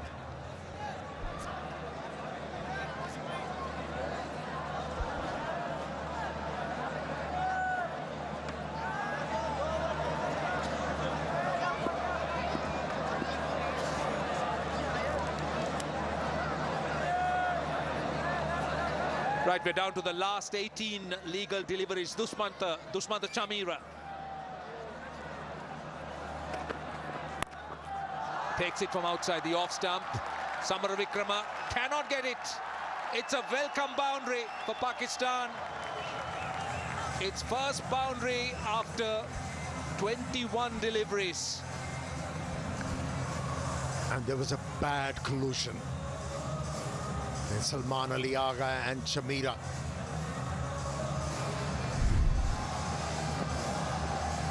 And that was well picked up. Was anticipating a slow delivery and knew where the gap was. Never tried to overhit the ball. And that was nobody's fault. He was watching the ball. Wasn't aware where the bowler was. Hence a collusion. Let's hope nothing serious there. Yeah, both were ball watching. Shamira looking in the direction where the shot was played, and so was this man. And eventually they crashed into each other, as you say. I think let's hope nothing is wrong. Well, Shamira seemed to be all right, but it's him that's getting all the attention.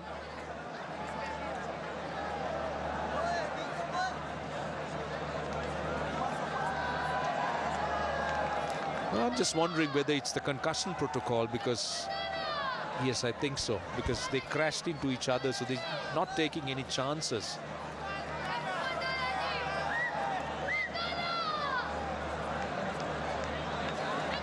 Just making sure that everything's well with Salman Ali Agha. So good start to the over. Boundary of the first ball. That's what Pakistan are after.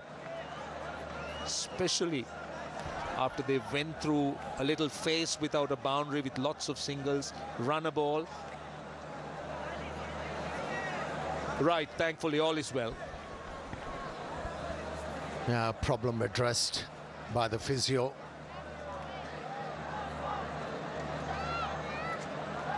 Only 5 runs away, Salman Ali Agha. For another 100 in international cricket.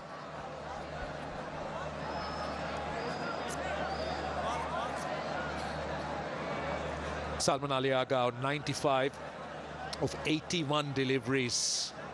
On course to reach his second ODI 100. His 38th innings, and what an innings it has turned out to be. Shamira. Oh, clever, very clever. That is great improvisation on the part of the batter. Gets another boundary, back-to-back boundaries. They are compensating for those dots and singles. Yeah, it seems like he's psyching out the bowler. The previous delivery was a slow one. He knew the bowler is going to change the length and also change the pace, ready for it. Went really low in order to form that gap. This is brilliant batting. 1 run away now. He's on 99. Outstanding. It has been a magnificent innings. Great effort on the part of this man on strike. 1 short of his second ODI 100 in his 38th innings. And what an innings he's played. Shamira it is. And there it is. That's the 100. What an innings from Salman Ali Agha. He'll remember this. He's done it off just 83 balls and 9 fours. And the crowd in rapture. What an innings. What an effort. Made to absorb pressure. A lot of it. Handled it quite well. Kept batting with intelligence and eventually achieved something big. Second ODI 100. Well played, Salman Ali Agha. Brilliant. Lot of running for him. 37 single, that is. And 12 doubles. In addition to those 9 fours. So it's been all running and skill. He is a powerful striker, but he's mixed it up well. It's a good blend, the way he's got those runs.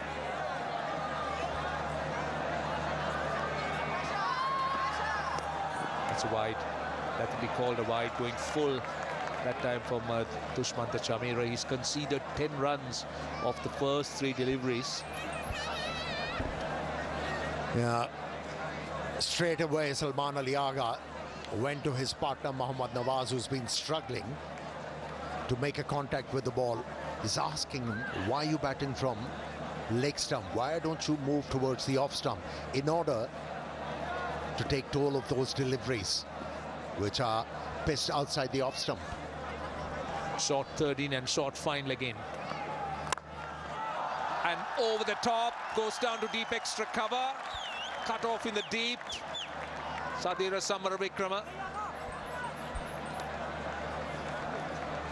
Couple more.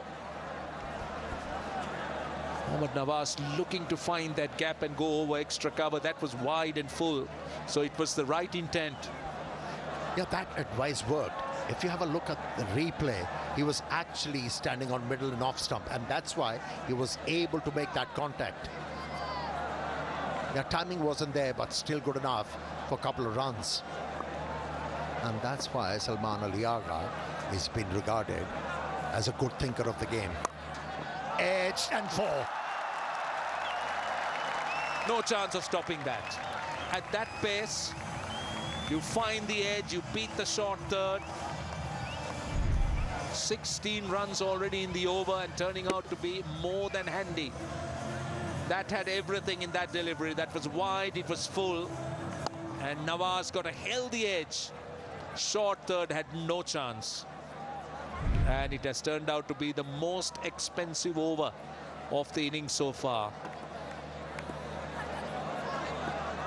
Jamira has gone for 49. One ball left in his 9th over.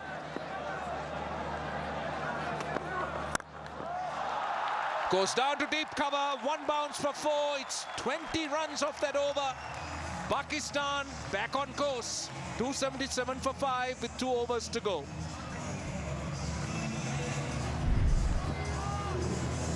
The connection actually told you about the result, that no fielder will be able to stop that one. It went like a trace of bullet.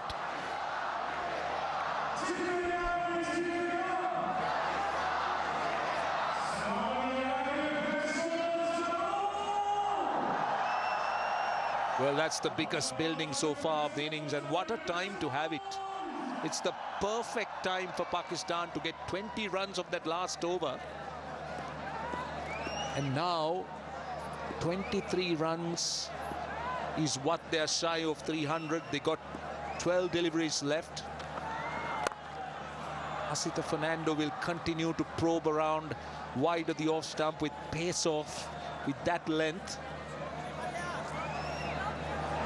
So this over will be mightily important for Sri Lanka. In fact, both overs are going to be, but Asita has bowled so well, he'll want to finish off as economically as he's done. Just 32 runs into his 10th over.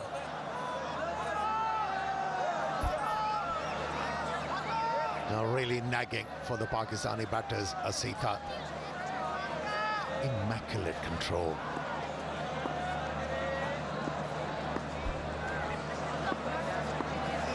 .278 for 5. Oh, this is hit flat and gone all the way. That was hit with a lot of power, and the 50 partnership is up of just 33 deliveries. That was in the slot. And he was looking for such a delivery outside the off stump, back of the length, where he could hit the ball aerial. Didn't miss the opportunity. And he's gathering important runs for his side now. Mohammad Nawaz looking to finish off the innings strongly. That was flat battered. This time over cover. Down to the man at deep cover. He's annoyed with himself. In fact, it's a more deep point. But just to, before this over, if you look at the way Pakistan have got their runs, the first 30 overs, it was 119 runs at less than 4 runs an over. And the next 18, they've gone at nearly 9 runs an over, 158. So virtually an innings of 2 halves, the way they've accelerated. The way they have controlled things, especially in the second half. They're still left with 9 deliveries, 285 for 5. Pace off that time, only a single. Yeah, let me tell you, this effort of the Pakistani batters is going to instill a lot of confidence in them. How to set up a total on the board, even though you are struggling with losing early wickets. If you have the patience, if you have the right idea, you can recover.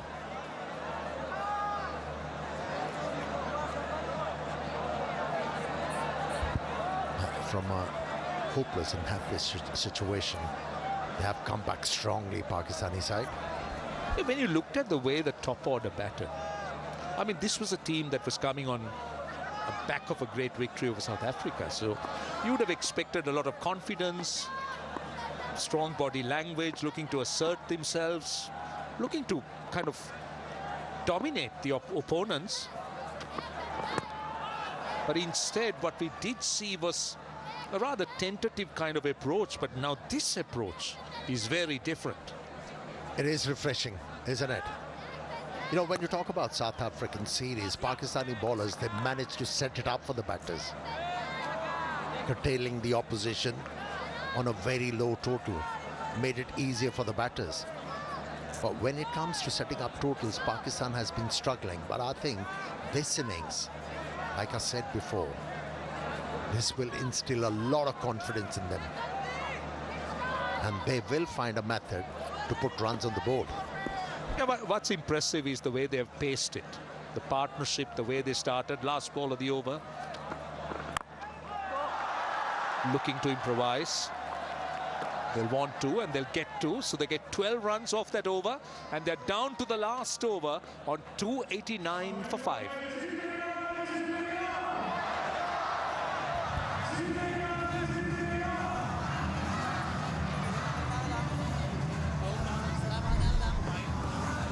What an innings from Salman Ali Agha. Showed good mindset, good technique to deal with the pressure. And once he established himself at the crease, there was no looking back.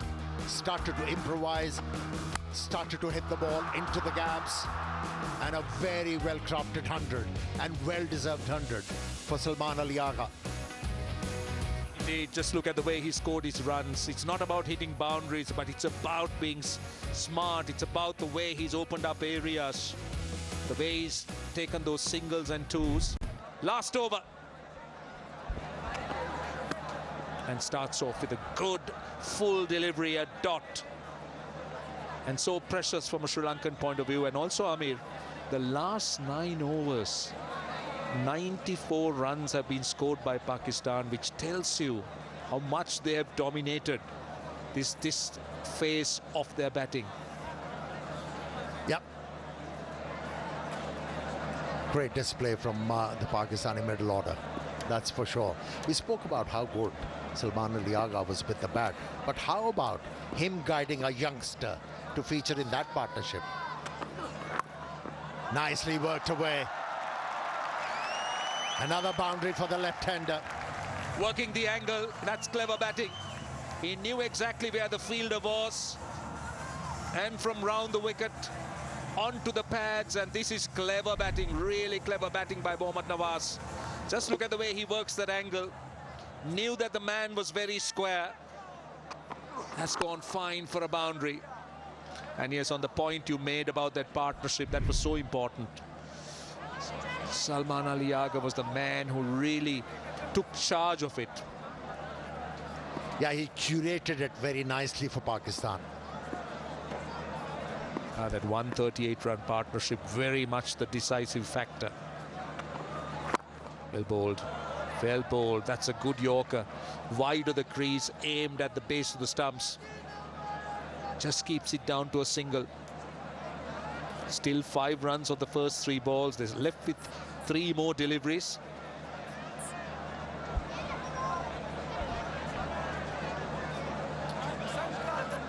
Yeah, he's man of crisis as far as Pakistan team is concerned. is a well-rounded batsman, Salman Ali Agha, without any doubt. And scores at a good rate. Pakistan's T20 captain. Certainly shouldering the burden here. Pakistan were 4 down for 95. On strike, only a single. But what's also impressive is that he's batted to the end. He's made sure that he finished things off. He didn't leave it for someone else. You were speaking about it some time ago, about the importance of batting to the end. And that role he's played brilliantly with 2 balls to go. And he's scoring it better than a runner ball at 120. 105 of 87. But also, I mean, let's not forget, it's a good surface. It's not beyond Sri Lanka. If they bat well, it's a good surface. But momentum with Pakistan at this stage. 2 balls to go. Well bowled. Well bowled. Yeah, certainly redeeming himself. Went for plenty in his previous over.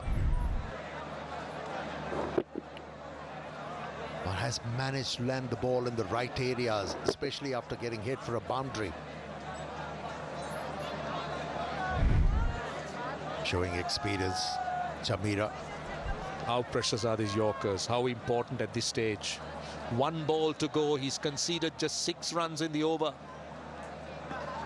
Last ball of the innings. Nawaz on strike. And he goes. And big. And has it gone all the way? I think it has. No, 1 bounce for 4. Pakistan in on 299 for 5. 104 runs of the last 10 overs and 10 runs of that last over. How about the contribution from Mohammad Nawaz? 36 from 23. Yes, initially it was struggle, but at the right time started to flail the bat and has brightened up event for Pakistan. Sri Lankans are to chase 300 runs. That's an excellent effort from the Pakistani middle order and the late order batters. A wonderful innings, wonderful effort. Last 60 balls, 104 and a wicket, 9 fours and 2 sixers. A brilliant finish. Well, they went into the last 10 overs with wickets in hand, and that's always crucial. You have a set batter or set batters, then you are looking at plenty. This is how Pakistan ended up. Look at the top 4, they struggled. But then after that, Salman Ali Agha, Hussain Talat, and then Mohammad Nawaz. They just came in and played so brilliantly. Yeah, at the end of 30th over, Pakistan was 120. 119. Beg your pardon, to be precise. In last 20 overs, 180 runs. That's an effort and a half from the Pakistani batters, and that partnership is glaring. 138. It was all about Sri Lankan bowlers to start with, and lost the way. Well, the opening bowlers were quite good, but 299 for 5 is what Pakistan got, and that's a very impressive score. And let's go across and join Zainab Abbas, and let's see whom she has. Well, Hasaranga bowled really well for Sri Lanka in today's game, and he's here with me. Hasaranga started things off really well, Sri Lanka, but then just sort of lost their way a bit in the middle. How do you look at this total right now? Yeah, credit should goes to Salman and Hussain Talat. They batted really well after four wickets. I think they batted really well. Wicket was good, so I think our batters can make it. All right, just in terms of the wickets that you got the all-important wicket of Babar Azam with the googly. I mean, what was the plan exactly? How do you construct an over when you are planning to bowl the googly? I'm the main bowler, wicket-taking bowler, so I try to bowl stumps line as much as possible, so I think that's why I success. Also a change in format, like you do really well in the T20s. We've seen that, you're perhaps one of the best bowlers in the world. How do you adjust your line and length when it comes to the ODIs? I don't change much. I just try to bowl stumps line as much as I can and just try to bowl 5-6 meter lengths. That's it. All right, thank you so much for your time and all the best for this one. Thank you very much. Thank you. 299 for 5 is what Pakistan got, and that's what Sri Lanka needs in 50 overs when they start their innings. We're going to take a break. On the other side, it will be the Sri Lankan reply.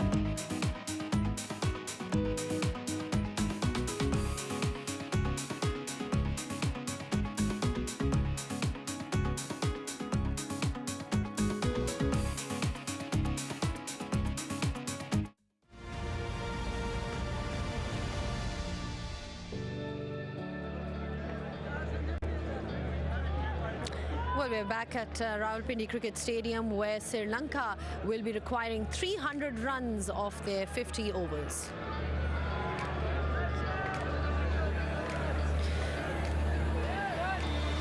All right, then this thing started off well for Sri Lanka because they bowled particularly well, kept it really neat in the beginning, and some really good bowling by Asita Fernando. We saw that from the paces that they were effective in the power play, but then Pakistan sort of losing their way at the top, but then kind of gaining control back in the middle and at the back end of things. And Salman Ali Agha, what a performance by him, scoring that 100.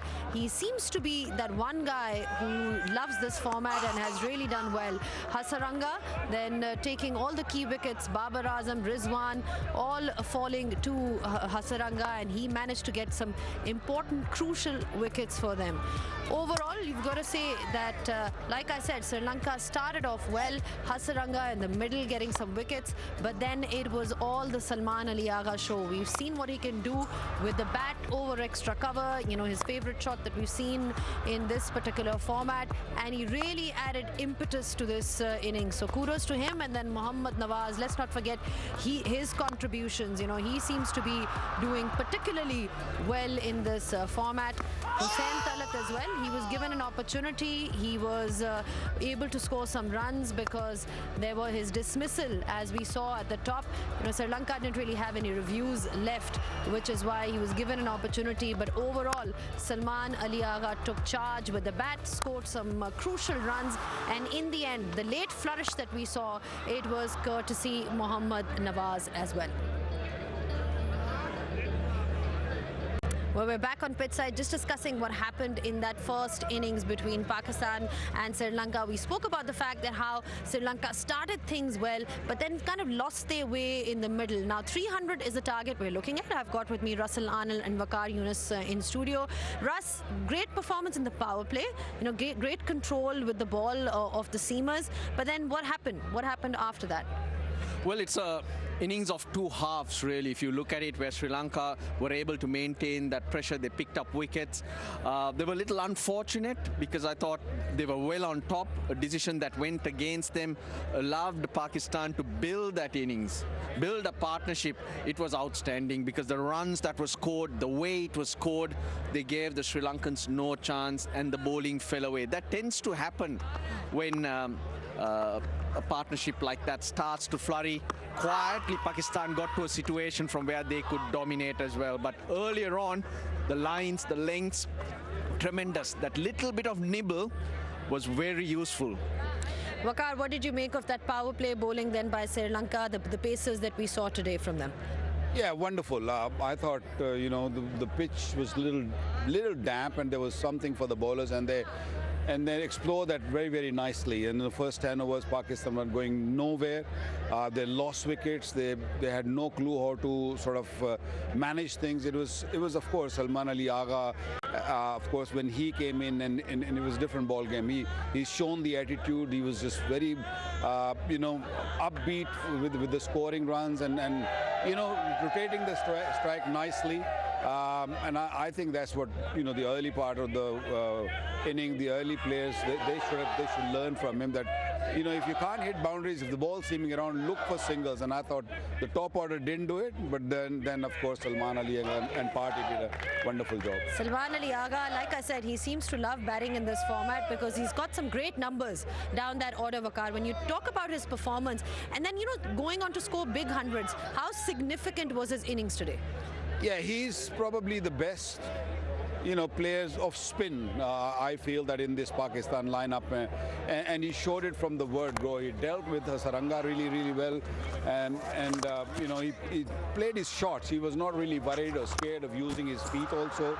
So that's really, really plus, and that momentum which Pakistan were looking for, he was the one who provided. And then, of course, Hussain Talat, little lucky in the beginning, but came really, really good.